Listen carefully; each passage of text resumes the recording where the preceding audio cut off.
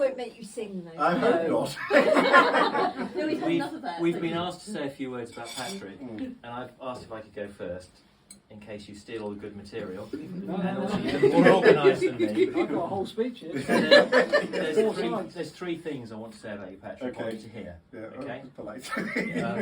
The first one is Patrick Walker. Walker by name, Walker by nature. Absolutely.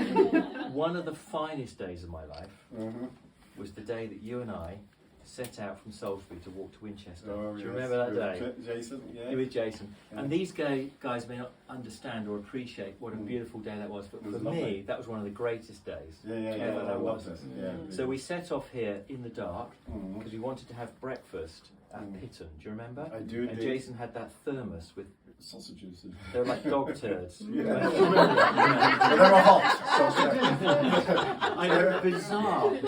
A nice sauce. Now, Mustard sauce. now for thousands of years, probably thousands of years, Yeah. people have walked Yeah. from Salisbury to Winchester, but we managed to get lost. And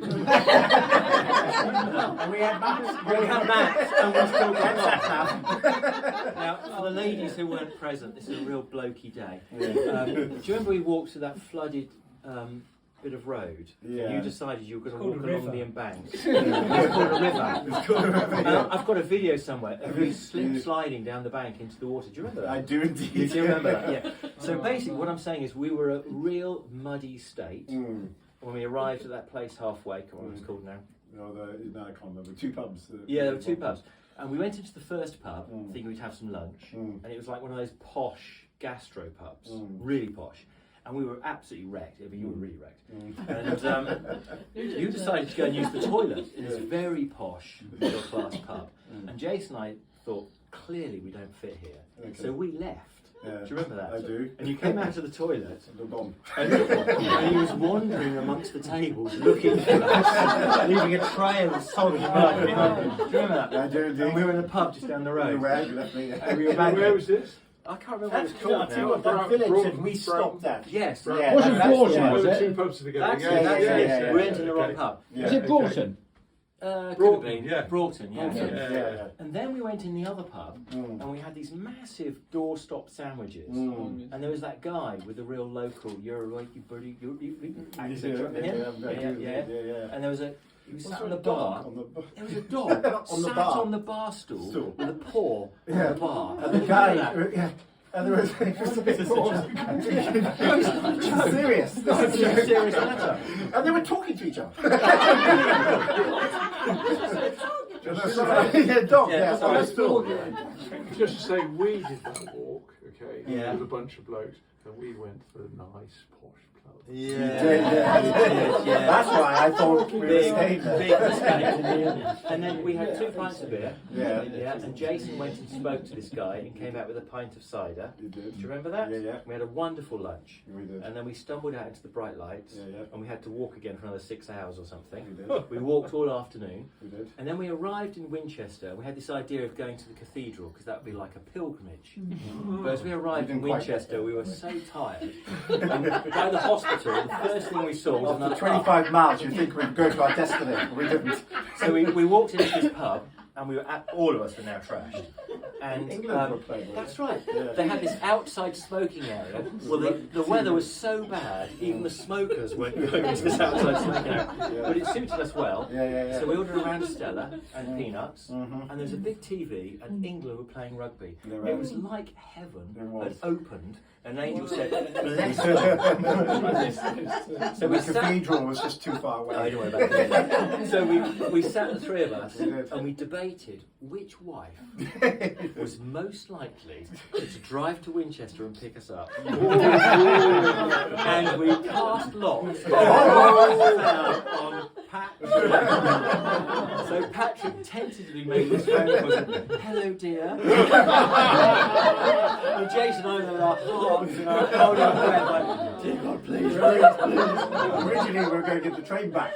Well, yeah, exactly. That was over a long out the You've got to window. walk to Winchester to get the train. And as if the angels hadn't done enough for us, these wonderful words came down the phone, which were, well, I can, but I'm not going to drop everything, so I'm going to be at least 2 hours. It was like, great, get on around. Anyway, bottom line is, you're flipping good company. Thank you. A laugh and a very boozy walk. Probably second only to my marriage. The finest days of my life. Thank you so much. Thank you. And there are other stories we could tell. We'll keep those. Yeah. For yourselves, yes. That was a great walk. It was a lovely. fantastic day, wasn't it? And then we met this chap, and he was just doing he was out in his garden, wasn't he? Yes. And we were just hoping that he still spoke English, so we hadn't walked beyond the shores of England. So, good morning, Morgan. That was a lot of fun. In February as well. Yeah. Bizarre. Yeah. We did Yeah, it in actually, if February. you've got a plan to get a train from Winchester, you have to actually walk all the way to Winchester to get the train. Yeah, plan is a Okay, second point. Walker by name, walker by nature. Not known for hurrying. No. Often late. Yeah. I received a phone call from Patrick saying, "Can you help me, Forrest? This is a Sunday morning. I think I've been cycling." And you said, "Well, I went to the theatre last night in Southampton, and I parked my car in the Toys R Us car park. And when I came out of the theatre, the car park was locked, and I didn't know what to do. So we caught a train back to Salisbury, and I couldn't get hold of you. And I knew that my car would get a ticket the next morning. So I drove Miranda's car back to Southampton to buy a ticket to put on my car. And then I drove back to Salisbury. And then I found you. And then you drove me back to Southampton to pick up the car. And then we both drove back to Salisbury. Because your timekeeping is terrible. Second point. Subclause to the second point. A week later, you go to London for another show, right? And you park in a car park, and when you come out, it's all shuttered up because you're late back to the car park. And now you have to go around London finding somewhere for your children to stay. And I don't know the details, but I just know it's a lot of stress. And I remember you saying to me, I didn't feel like a call Forrest at that point. And you were right. You couldn't call Forrest. And then literally 2 weeks later, you come to me in earshot of Katie, and you say to me, "Forrest, I'm going to Bath. I'm going to..." See, most of us would think at this point, I don't want to travel with this guy. Get locked in again. But you said to me, "I'm going to Bath," and you used to live in Bath.